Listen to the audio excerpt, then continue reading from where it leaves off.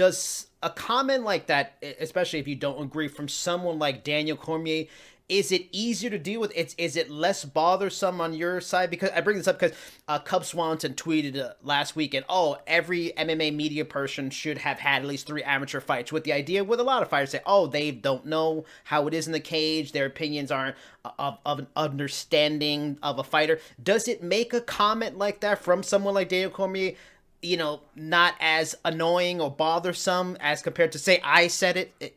Does that change point of view? No, so for what I would gather from that was that he was speaking maybe from his experience. Mm. And if I had a heavyweight or a light heavyweight male on top of me in that same position, Yeah. I probably, Yeah. like I'd be in a lot more danger. Yeah. So the strikes that we're getting through and things that were happening, like they weren't actually reason to cause panic, if that makes sense. Yeah.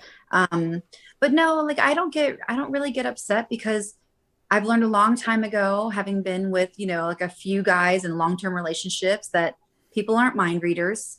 Like Yeah. they can just kind of look and make the best guess.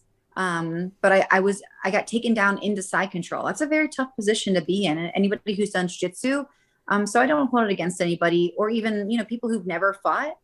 Like, you're trying to understand why. And sometimes it's correct and sometimes it's not. But Mm.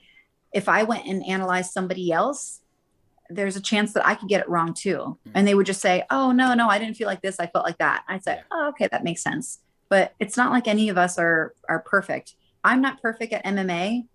He's not perfect at commentating. Journalists aren't perfect at, understand. So I don't know. I guess I just cut people a little bit more slack.